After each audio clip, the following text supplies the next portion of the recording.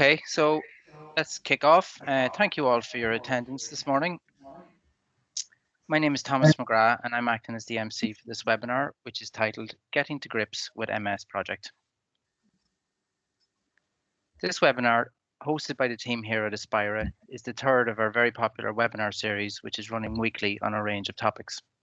I'm an advisory manager within our consulting department, supporting and managing some of our various client engagements. My colleague, Damien Kearns, your presenter today, is also an advisory manager within our consulting department at Aspira. Damien is a senior IT consultant on the senior management team with experience in scheduling, account management, training on various project, business analysis, and bespoke training offering, and project management, including maturity assessment, PMO setup, governance, initiation, and recovery. So, by way of a little bit of background on Aspira, we are a specialist project management consultancy and IT services firm with offices in Dublin, Cork, Abu Dhabi, and Amsterdam. Established in 2007, the company now employs over 150 professional staff and has been on the Deloitte Fast 50 for the past 5 years, and in 2017 was listed by the Financial Times as one of Europe's fastest 500 growing companies. Aspira is the only company in Ireland that is both certified by the Project Management Institute as a registered education provider and the International Institute of Business Analysis as an endorsed education provider. The company was founded with the mission statement to take the chaos out of project management, which is what we have striven to achieve with a number of Fortune 500 companies and public bodies across a range of industry sectors. So, folks, just by way of a little bit of housekeeping before we get started, we have placed you all on mute this morning, and I'm just going to check that that is still the case. We have a very large number of participants, which is fantastic. So I would just ask that you all please stay on mute for the duration of the webinar. This just helps to reduce any unintended background noise or interference. But despite that, we're going to ask for your comments and questions following the demonstration. So please just keep a note and use the Teams chat functionality to raise your questions following the demonstration. Just a little bit of background noise there. So please keep a note and use the Teams chat functionality to raise your questions following the demonstration. I'll monitor and raise those questions directly with Damien for discussion. If you're new to Teams, you will see the chat icon second from the top on the left-hand side of your Teams screen. We will, of course, endeavour to address your queries. However, given the fact that we have well over 100 people in attendance, we may not get to every question in the time allotted, but we will follow up with you directly afterwards on your specific questions. So please don't worry, as long as your query is raised in the chat forum on Teams. So with all that covered, let's get into the objective of today's webinar, which is how to get to grips with using MS Project. Damien will discuss the need for structure and how, through the use of MS Project, you can track and assign work with a view to reporting on your milestones and progress status. Today's webinar is a brief overview of some of the functionality available in MS Project, such as setting up your first project, adding tasks and resources to a project, updating your project plan, and creating custom fields and reports. So, to start with, we'd like to introduce you to Mentimeter. Mentimeter is an audience interactive solution aimed at making our webinar that little bit more engaging, we hope. So I'm going to ask you to grab your phones now and follow the instructions on screen. So please enter the code 405811. Go to menti.com, enter the code 405811 on your phone when prompted, and it'll take you into a series of questions that we have prepared for you this morning. So to start, we're always very curious to find out where people are joining us from. So our first question this morning is, where are you presently located? So straight out of the bat, we have a couple of Cork and Dublin participants. I'd say this will probably populate now fairly quick and fast. We find this is a good way to get a sense of a little bit of a sense of togetherness just in these virtual times when we know where people are physically located. So we've somebody joining us from Dublin, we've Delhi, we've Kerry, we've Cavan, people in the UK. So a nice geographical blend of participants. Some folks here on the East Coast. I myself am based in just outside Drogheda, but as you can tell from my accent, I'm not from the East Coast. Where else do we have? Longford in the Midlands. So a nice broad blend of locations for everybody on the call this morning. So again, now we're up at over 105 participants. So you're all very, very welcome. And if you're joining late, we're just getting started. And we have a couple of more questions here on Mentimeter that we'll take you through now. So the second question is, in general, do you believe that projects can be delivered within a planned schedule? So do you feel that yes, the answer to that is all of the time? Do you feel it's most of the time, only some of the time, or never? So as you're responding to this question, I'll just mention that an article by Captera, which I read recently, suggests that some of the most common contributors to a failed project schedule include no defined purpose or clear requirements, which I think we've all heard before, poor estimation or estimates giving under pressure from stakeholders, forgoing proper risk management etiquette, which I think is a strong one, and not being flexible enough with your plan. So any plan has to have a degree of flexibility. So just be interesting to see what the responses are like on this. So fair to say there's a heavy degree of people fall into the category of most of the time in terms of believing that the project schedule is required to successfully deliver the project. All of the time for just about a quarter of you, and only sometimes for under 10% of you. Nobody has gone with never as yet.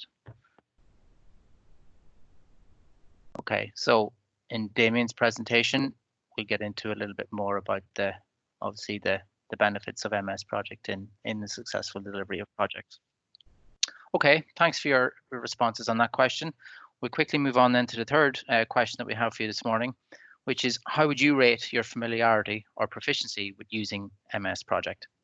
So would you consider yourself a master? Would you consider yourself proficient? Would you say you've used it, but you could use some help? Or like a lot of PMs, myself included, probably, if I'm honest, is do I avoid it at all costs? Well, when I say that, I say used to until I got more proficient with it. But I suppose it's such a powerful tool and has so many capabilities that in a way it can scare a lot of people. But I think you'll find, hopefully after today's session, you'll get a sense of the general capabilities of it through Damien's presentation, and might give you a sense of ease if anybody's in the category of being less familiar with it or tends to avoid using it for whatever reason. So seeing here a high response in terms of you've used it but could use some help, so that's great, and part of the reason why you're on the webinar today. And hopefully we can address some of the areas as part of the presentation and also in our Q&A to address some of the gaps that you feel you might have in terms of using MS Project. Okay, thanks for that, everyone. Finally, our fourth and final question before I hand you over to Damien is, can you please select your two most important reasons for using a schedule? So we've classified the key reasons here that are typically used for using a schedule, which we have here as managing scope, organizing work, measuring progress, forecasting ahead, reporting status, and communication. Now, you could say that you use them for all of the above, but we're just asking for you to select your top two in terms of priority as to why you would typically use them for managing a schedule. So dots are flying in here. Thanks everyone for participating so promptly. So it's a nice mix in terms of the organizing of your workload, measuring progress. To a lesser degree then it's used for reporting on status and forecasting. There's a small minority using MS Project for managing scope. So again, Damien will touch on some of these areas or capabilities during the MS Project demonstration this morning. So whatever your reason, we hope you'll find elements which are of particular interest to you for using MS Project. So 33% for organizing your work. So about a third of you for organizing your work and about just over a quarter for measuring progress. 15% or so around reporting of status. 12% for forecasting. 9% you use for communication capabilities. And 4% for managing scope. Okay, thanks very much, everyone. And with that, I'll hand you over to Damien for today's presentation.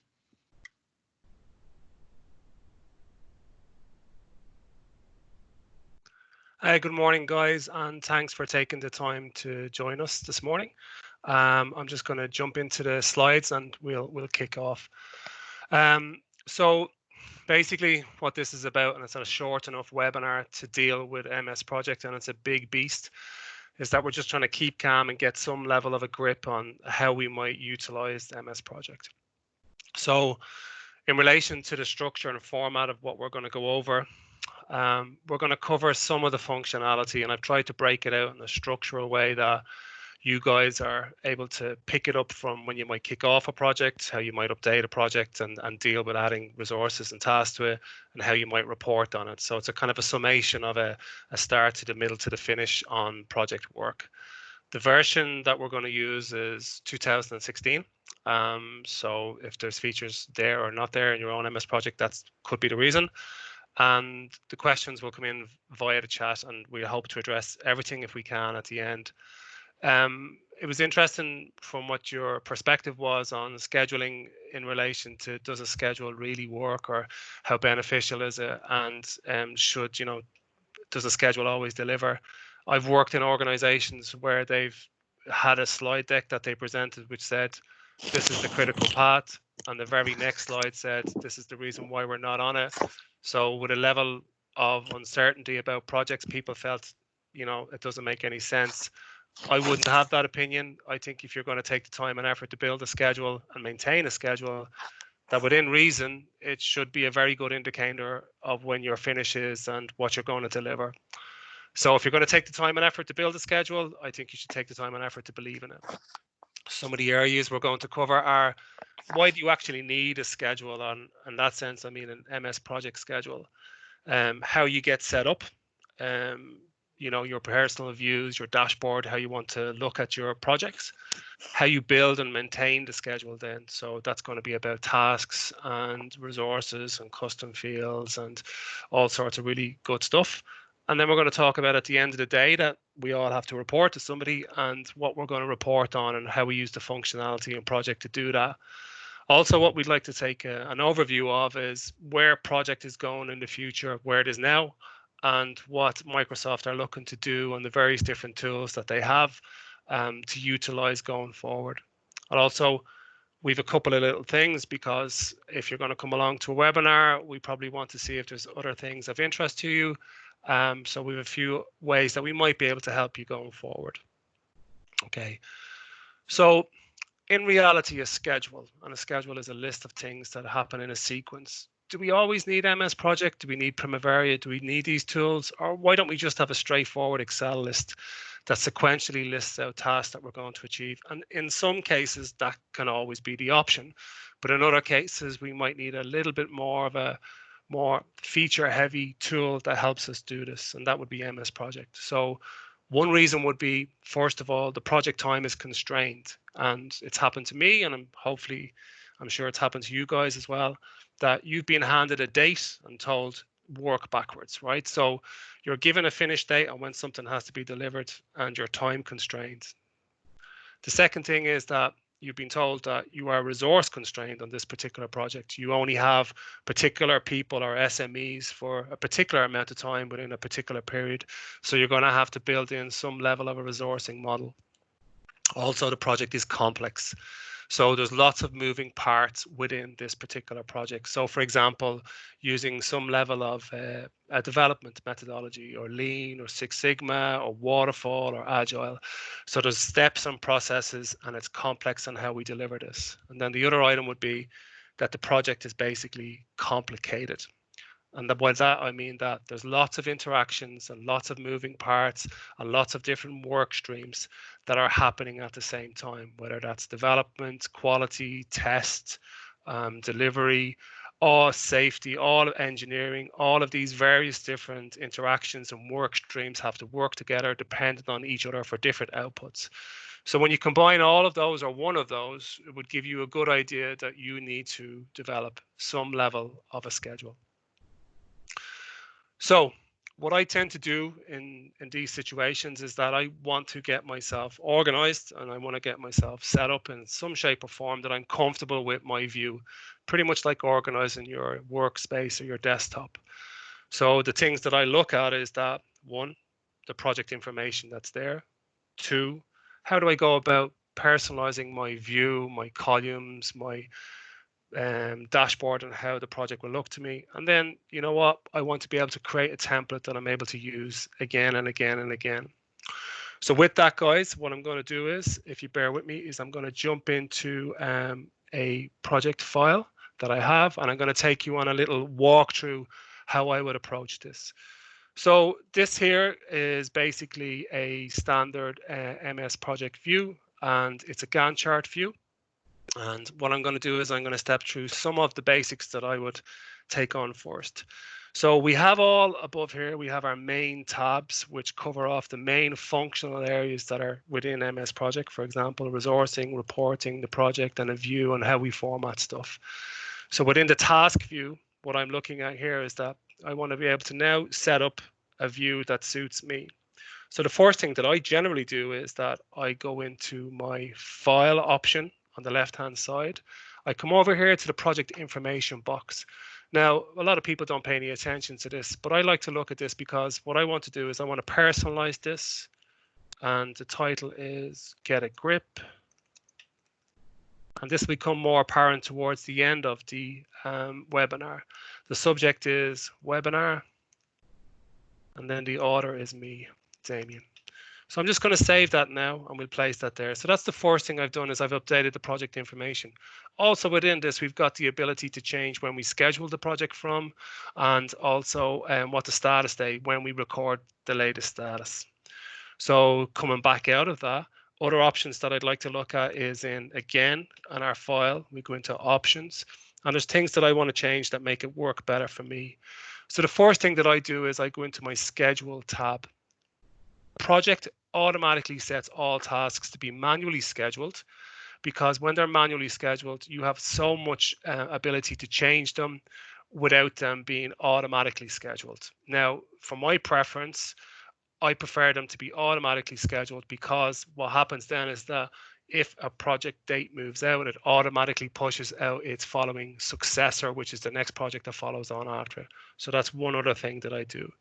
Now, within this window as well, I'm going to just change that as I go, and I go back into file and options again. And what I'm going to change now is that I actually want to look at the display of what I actually get to see. So what I want to show here is a thing called the entry bar. And the entry bar, when I click OK, is this bar above here. So very easily I have access. If I'm adding data in here, I can put it in here and click OK, and it enters it straight away. So I don't have to be constantly scrolling, and it just makes things a little easier for me. Again, back into file and options. What I want to do now is that I want to have my own particular quick access bar. And the quick access bar helps me get to stuff a lot quicker. And the first thing I want to do is I want to save it. Okay, so I'm just going to add save. And then there's a few other things that I like to add in. For example, like redo. Also, do you know what? I want to undo that. And then if I'm looking at other items that I want to do, if I have a group of tasks that I want to link all at the same time, I'm going to add this. And then up here, we also, that's just the popular commands we can add to the quick custom bar. But up here, we've actually got options to look into the main tabs.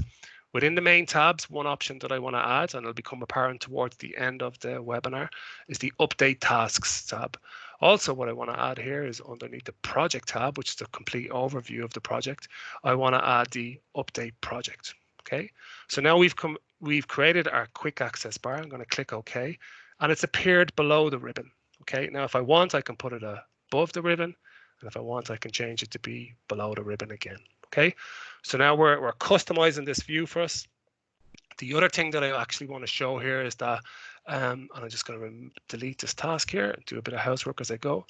So The other thing that I want to show is that I want to show the top level task, which is basically the project summary task. So over here, when I click on Format and I click on project summary task, I now get to see where I put the data into the advanced options on the advanced level for the file name, where I've called out the file name. Now I've got this view. Okay, so save as I go using my customized toolbar, save as I go. And now what I want to do is this project has been pre-populated with a lot of tasks, and we've got a really quick way of seeing what tasks are here within our view. Within our view, we can click on a option which says outline, and now what I want to do is I want to show all the subtasks, or what I want to do is I want to show a level 1 tasks, etc. So if I go into there, it shows me basically all of the subtasks there. And because we've got different levels of task, it goes go by various different levels, level 1, 2, 3, 4, 5. Okay.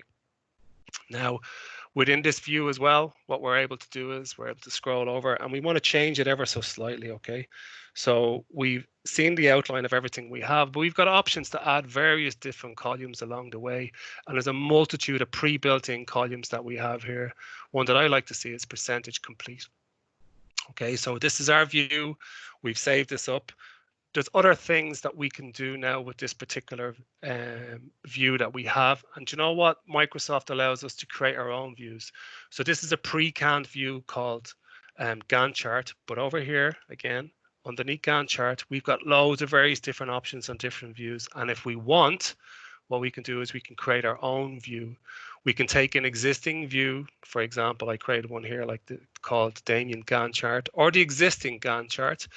We can copy it, and then we can edit it, and we can save that view as we go along. So you can make very clear predefined views that suit you and suit your organization. Within that view as well, what we can also do is we're looking at the view here that we can filter on particular items. So if we again come into view, and we've got options over here called filter. On the filter is a very powerful tool, okay? And we've got these standard filters that apply here, for example, critical paths or incomplete tasks and late tasks. These are pre-canned, pre-built filters. And again, we can save that against a view. Now, what we can also do, and the application is very intelligent in this respect, is that we can build in our own custom filters. So when we look at this particular filter, which is a 1-week look ahead, and it gives us the data on what's coming up in the following week. But we can go in and we can go into these filters and we can edit them, and we can see the logic that works behind them. And the logic is basically programming language as well, and or a field name gives us a mathematical equation and a value, and on that basis display a particular option. Now, I'm not going to go into too much detail on this, but it just has that capability to create those particular views. Okay, so on this particular view that we have here, or even if I was to open up my Damien Gantt chart view here, and if I was to change that view and go back into it and add in a percentage work complete number as well, I have the option here to save that view off, save it as a new view, or update that view. And now I have an updated view which has those columns which could have those filters in it. Okay, so moving on. So we now have our views, and we've maybe looked at a few particular filters. Just remember always to remove those filters as well. So it might change the data view. And what we want to try and do now is we want to think about what other options do we have in relation to how we display the data that's here. So we have an option here, still in the view tab, to go in and show what's called a timeline. I really like the timeline. Okay. Now within the timeline, what we can actually do is we can add in different tasks that we want to be shown. And on this, what we have here is that another view, which is a milestone. And basically a milestone is generally a task that's set at 0 duration, but I'm just going to show you a different way of changing that as well. Okay, so sometimes when you set a milestone, you have to set the duration, for example, to be 0, but you can also do it this way. Okay, so if we just double click into this task and we just go into advanced, we can actually see that we have a little option here to mark as a milestone, even though the duration is 5 days. So it's a little workaround, so you don't have to set everything to 0. Now the timeline, we're using this as a quick view and a quick representation, a visual representation of what's really important on the project and what progress that we're making. So when I click on the timeline here, when I clicked on the option of view and selected timeline, I click here. And with that, what I want to do is I want to go into format and I want to add stuff to the timeline. And I click on the option here called existing tasks, which brings up my timeline. I want my top project summary line, which gives me the full length of it. And I want to add in particular tasks that I feel are important as a visual representation of where we are and how we're doing. So if I'm reporting up, I can make that visual representation very easy, okay? So if I just click on that, and now what I have is I've got these items on the timeline, which is a very quick and easy view. If I wanted to add another task onto that timeline now, I can just double click into the task and I can just go into general and go display on timeline, and I will add it up there. Okay. Now, within this option, we now have our timeline. We want to actually feed that information back out to the general team, our steering group, whoever. Now we have an option. If you just right click on it, and it basically goes, we can go and copy timeline, and we can copy it for email, we can copy it for presentation, or we can give it full size. Okay, so now we have our timeline. If we go back into view here, and we're looking at our Gantt chart, because of the size of the screen and how busy we want it to be, we also have another option here. If we just remove the timeline for a moment, and if we click on details, it actually automatically removes the timeline for us. But what it does give us the option is that when we're looking at a particular task, we can have a details for that particular task right below it, which in this instance is a task form, but we've got all sorts of various different options that we can use. Okay, so you don't get to see two, you can only see one. Okay, so at this point in time, what we've done is we've saved and we've created our project, but we want to create it as a template. Okay, so again, quick access, save away. But now what we want to do is we want to go file, and we want to go into the options where we're going to create a project template, and we go to export. On export, we want to save it as a project file, and then we want to save it as a project template. And this will then give us some questions in relation to what we want to do when we save this as a project template, whether we want to include custom fields, include various views and stuff that we've actually built. And what that means is we go off then and we can create the file as a .mpt, which is a Microsoft project template file, instead of a .mpp, which means that when we go into our next project, after successfully delivering this one, we can go in and open up the template file, and it's pretty much pre-canned and ready to go. So far what we've done is we've created our view and we're in good shape, and we've created a project template. So now what I'm going to do is I'm just going to jump back into the slides, and we're going to move slightly on. Okay, so the next piece of work that we want to look at is actually building and maintaining your schedule. So the first thing we're going to talk about is adding your tasks. Okay, the second thing is we're going to talk about the whole area of creating custom fields. So custom fields are very useful and very unique to whatever you're trying to structure in your organization. The next thing is resources, and resources are always going to be a struggle on a project, getting them, aligning them, making sure that you're not over allocating them. And then the next piece is that we have the project up and running, and now we need to update your project plan. Okay, so the first thing that we look at in relation to adding tasks, and it's a concept known as a work breakdown structure or functional decomposition. And what we're trying to do is to try and start at the very top level of what the deliverable is, and we're trying to break it down into work packages that are then we can assign and allocate and estimate against. So the general view of it is that we have at the very top level is our project summary, which is again our project summary task in the MS project file. We have our summary tasks below that, build, develop, test, whatever below that. And within those summary tasks, we can have a bunch of tasks and subtasks within that, which add up and roll up to make up the amount of time and effort involved in the summaries. We have And we can place, and I showed you how to do it, we can put milestone tasks within the structure of the plan. And that's our work breakdown structure. I find it really useful to actually graphically do this before I kick off on a project, because I can visualize then what I'm actually trying to embed into MS Project. But you can do it either or. The next piece, and probably one of the harder pieces in relation to building out your schedule, is estimation. And estimation is tough, but it's very necessary. And estimation is a point between two places. Now, there's lots of different ways. There's rolling wave, there's historical analysis, there's PERT analysis. But one of the best methods is actually talking directly to the SME who's going to be delivering that output and getting them to give a good gauge on what it actually is going to take to deliver. I'm going to talk a little bit about when we're actually pulling together the tasks, what's some good practice, okay? So all tasks should have predecessors and successors, except for the project start and the project complete.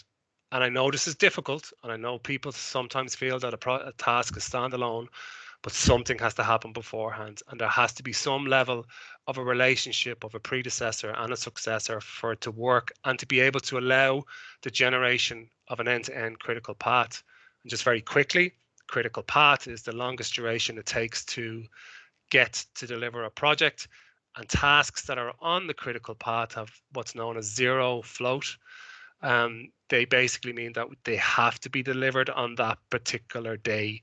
If not, the project is going to push out or be late. Okay. The next thing I would do is that all tasks should always be associated with as deliverable of some description, a work package. Okay. For example, delivering code, delivering tests, delivering the application. There should be some package at the end of it which is measurable.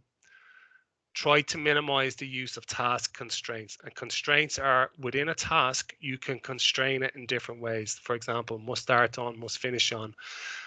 All that really does is basically constrains the whole project, so it can't logically move through pushing projects out. Now, there's a 10% rule, which is basically if a project is more than 10% or constrained, it's not really a schedule anymore. It's more like a list. Okay. If you've got charter milestones within your delivery of the project, try to include them in the schedule, make it aware. So therefore, if you're reporting back to a senior management group or a steering group, it's made very clear that this is where the charter milestone status is at the moment. Okay, so what I'm going to do is we're going to take a little walk through a different plan. And just give me 1 second, please. Okay, so what we have here is a pre-populated plan, and the pre-populated plan basically will show us more data, shows us the Gantt chart on the right. We have our timeline here, we have our customized toolbar here, we've all that good stuff set up, okay? But what we actually have in here is we've got more data, and we've got some level of an understanding of stuff that's happening against it. Each of these tasks, and I'm just going to show you using your column view, should have a predecessor and should also have a successor. So within this, what we can actually see is that we've got everything related, and we can see it actually over here. We can see the relationships too, but we've gotten some of them have multiple successors. But then what we've done here as well is that on this particular one, instead of actually using a constraint, we've used a lag, and we've used the ability to say that, look, this will be finished, and after 2 days, then we can follow on with it, which is a way of working around using too many constraints, because everybody will just say it's going to happen on that day, and I'm not too sure how, but that's just the way it's going to happen. But this actually makes people think a little bit more.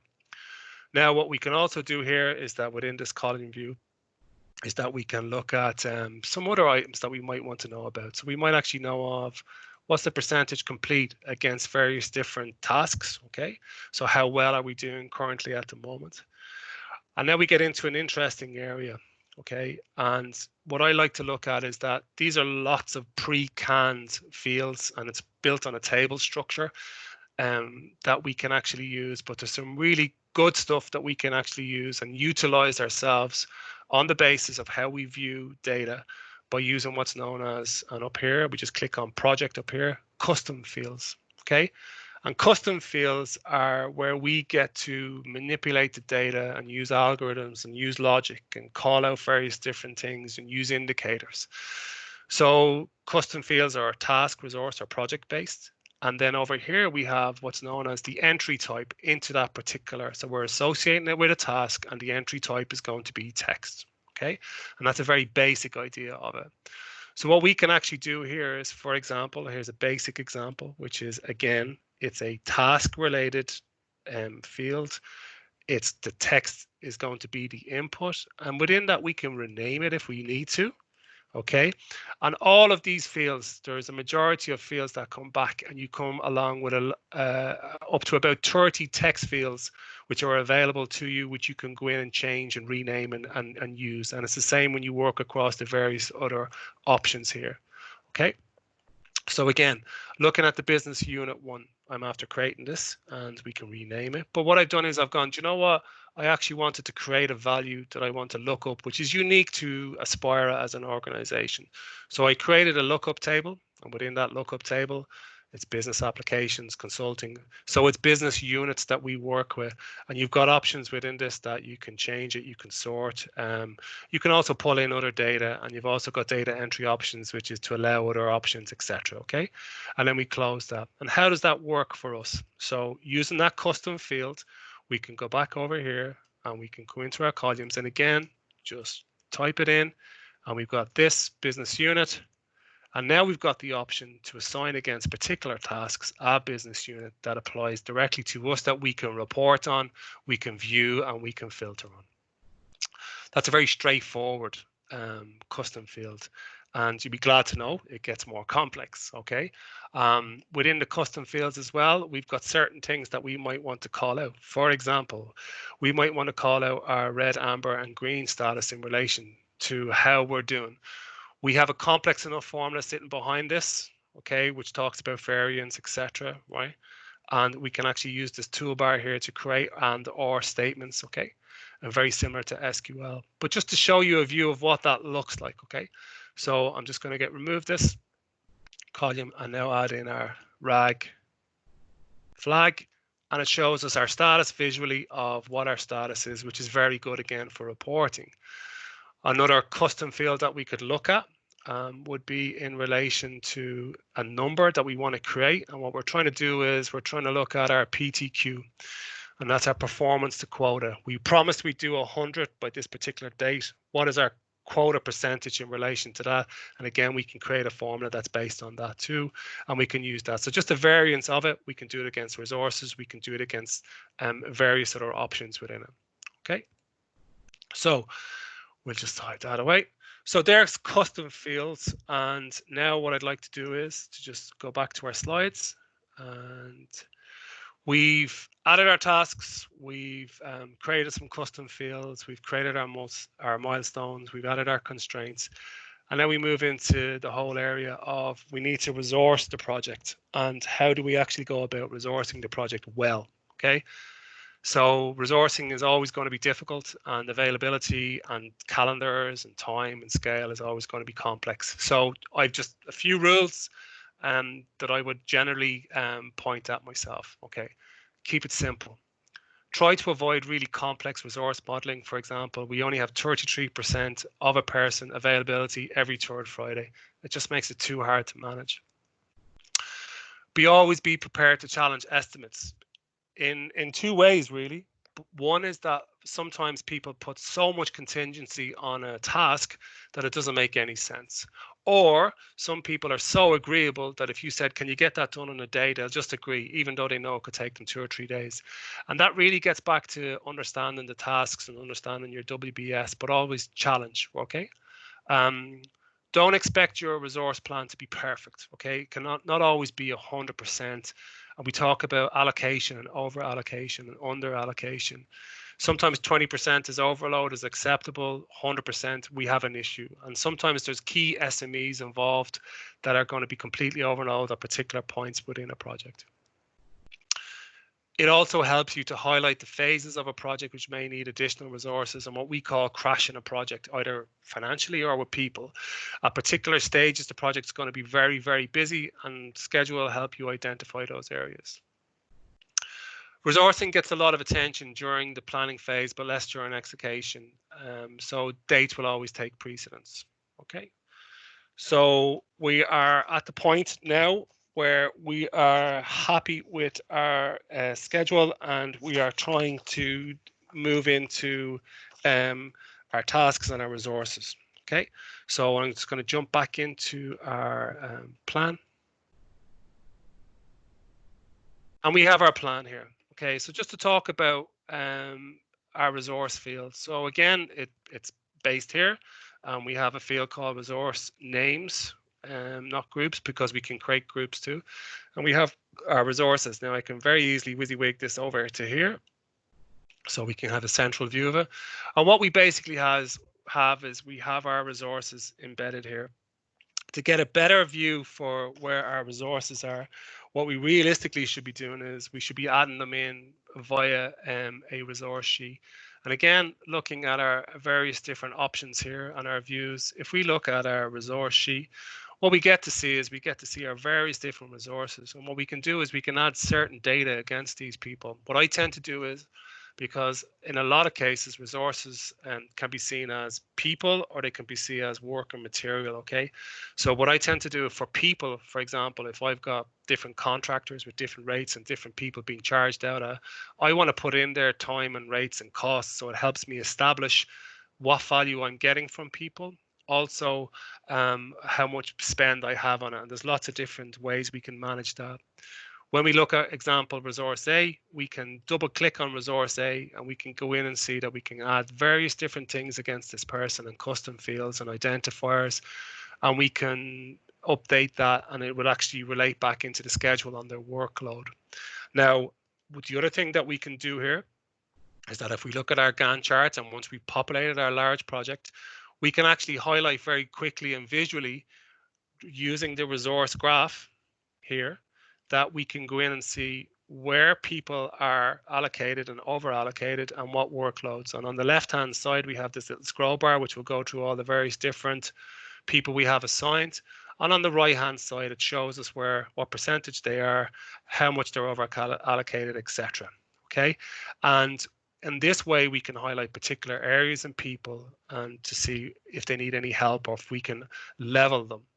And again, just talking about the whole concept of leveling a project, it's a dangerous thing to do just to click level all, because you're not too sure if it's going to push out all the timelines, because it's just a mathematical equation. It goes, show me the resources, show me the work, who do I assign, who gets done, do I push the work out, and it'll basically just push your whole plan out. You can re-level or you can clear leveling, but I would take the preference that when you're actually looking at leveling resources on a particular project, that you do it carefully. Okay, you can do it from a visual or a kind of a manual perspective. You can do it on a daily basis, or you can do it within available Slack. Again, that's another area that we could spend a bit of time discussing. Okay, so now we have our resources, we have our tasks, we have our interdependencies, we have our view, we have everything built for us, right? And we're very happy with the project as it stands. And we are at that point where our confidence levels are high. And what we actually want to do now at this particular point in time is we want to set the baseline.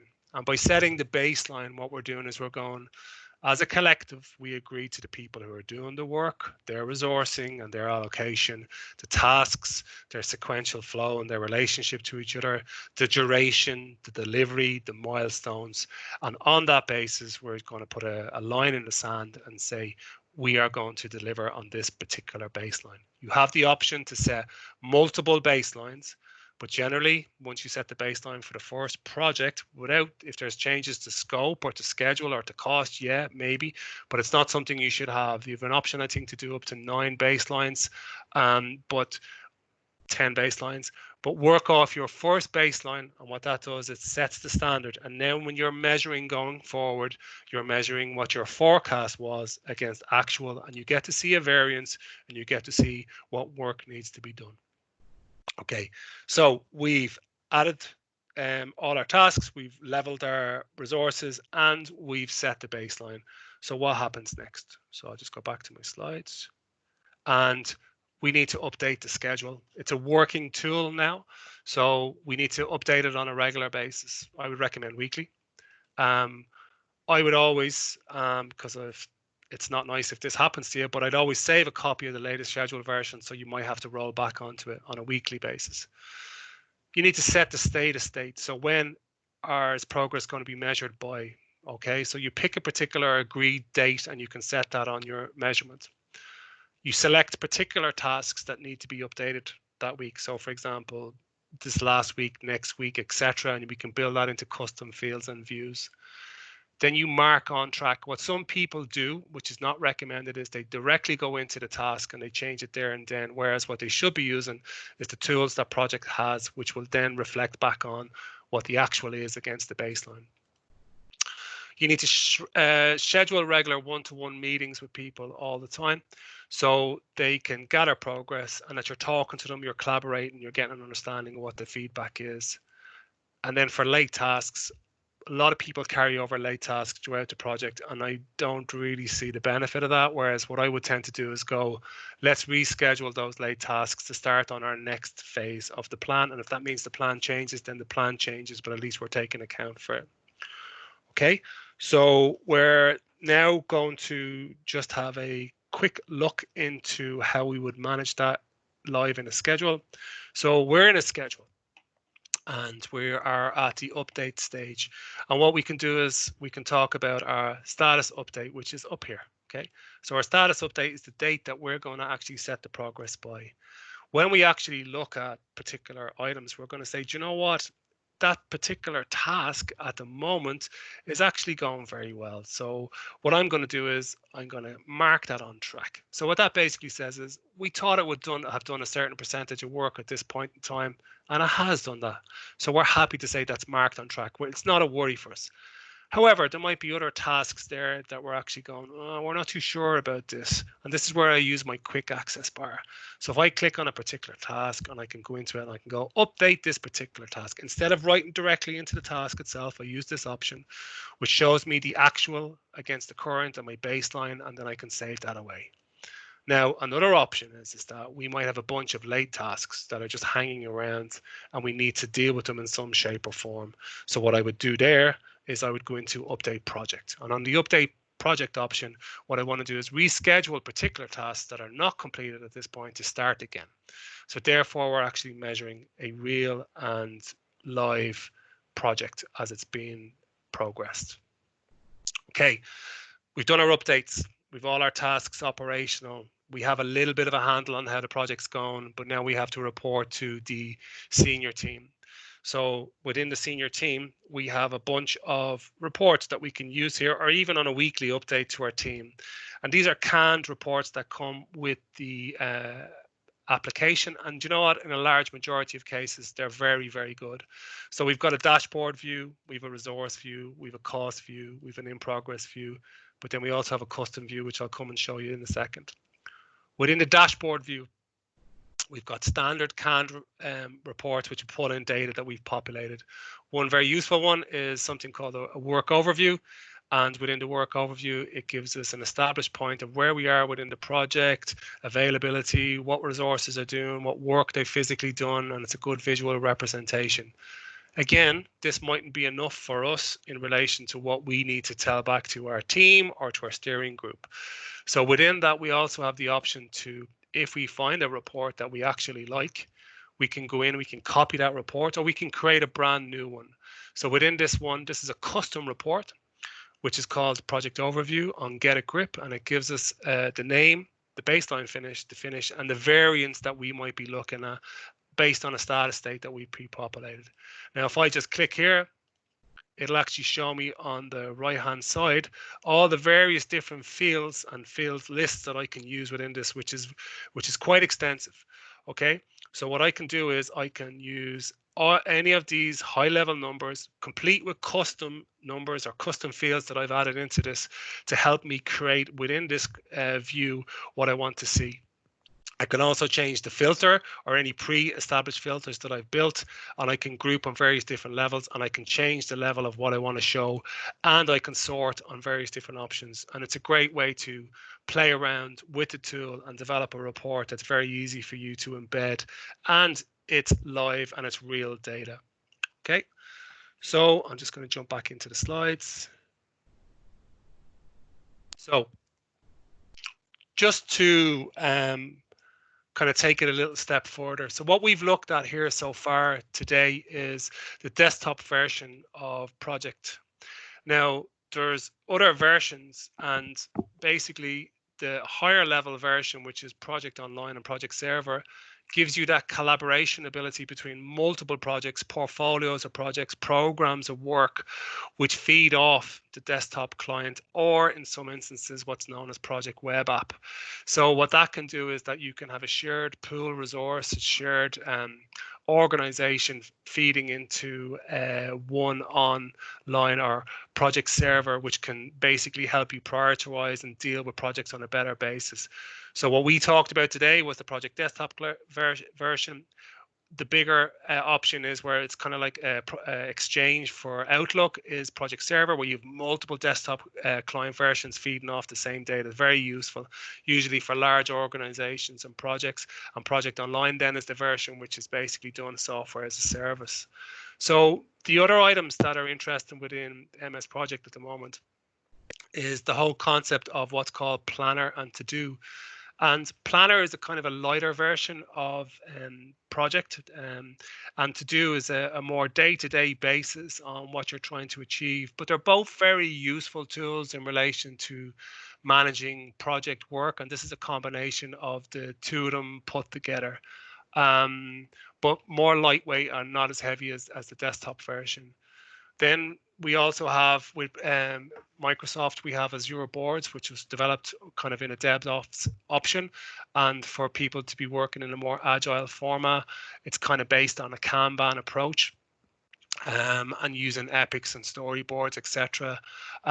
Very good application. What's really cool at the moment is that the new versions of Project actually can integrate with Azure Boards, so you can have projects working in an agile environment and projects working in a waterfall environment and combined together. So the new experience for what Project is going to look like. So the desktop version is moving more to a software as a service model, and that we're going to have Project for the Web, very visually rich. It's a new experience. It's much more drag and drop, much more what you see is what you get. Still has that level of functionality, but it's much more kind of user-centered and visually better. So what they've tried to do and what they've achieved, I think, and we use ourselves, is that they've made it easier to collaborate, and we're using Teams as a platform here. But what they've actually done is they've made it much easier to collaborate between Project for the Web and Teams as an application whereby you can actually communicate and run with your teams and actually follow your project progress using Project for the Web. And then what they're really looking at then is to bolt on at the end of that is Power BI. And Power BI then will really make it so much easier for you to visualize and bring in data from multiple sources to make it very quick, using your data analytics to portray what your real project progress is. So overall, where projects are trying to go with all of this is that they're trying to build in teamwork and collaboration using the 365 platform. They want to embed everything into SharePoint as a one-stop repository for all data. So, and then data insights using Power BI to create better reports and dashboards in a much better way, as good as the reporting function is in Microsoft Project. Currently, we can get a lot more out of Power BI. And then it's the whole automation and what's called flow as well within Power Automate, that certain data being entered will trigger off other flows, which can then be entered and can be viewed within the entire Power Apps platform. Okay, so hopefully you haven't had information overload, but basically within this new era that we're all in, Aspira have taken the opportunity to build in and develop what's known as our virtual classrooms. And it's done through the personal feel of an instructor-led training. So we have offers that are there, but one of the options, and maybe we can help you in some shape or form, is that we have what's known as MS Project Training in a virtual classroom. So what it is 2-day course, which is now going to be delivered over 4.5 days. It's delivered live. It's engaging. It's interactive. It's hands-on activity with pre-work and coaching. And our next course will kick off on May the 7th, and it'll run then the 12th, the 14th, and the 19th. There's a 50% discount when you use this code, WEDS, WEB3. And if you're interested, you can just simply email training@aspira.ie. So that's our training side. This might be of interest to you if you're currently in the height of delivering a project. What we do is one of our kind of consulting and advisory offerings is that we give the option to look at a project schedule health check. And what we do is we take your project, we analyze it, we look it, and we look for options on how to improve it.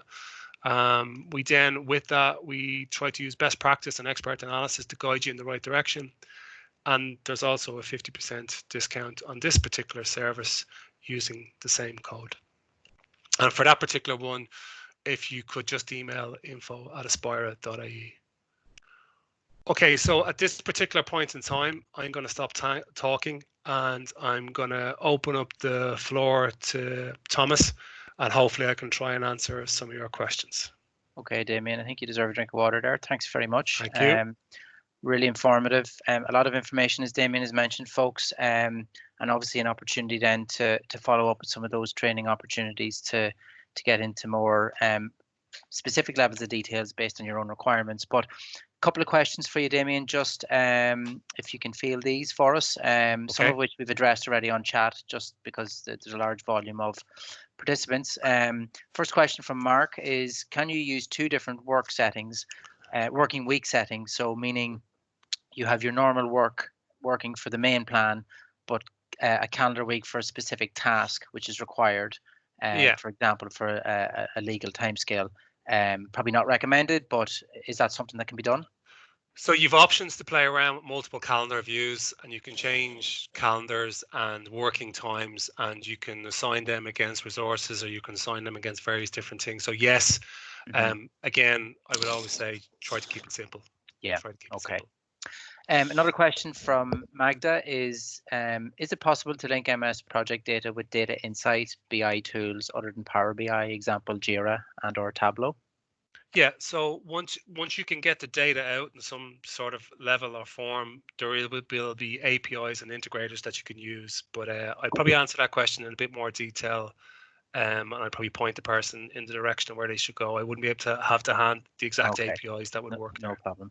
Another question I had here from Pat is, when you're dealing with people who don't have MS project licenses, what's the best way to share your project information with them, or your your MS project information with them?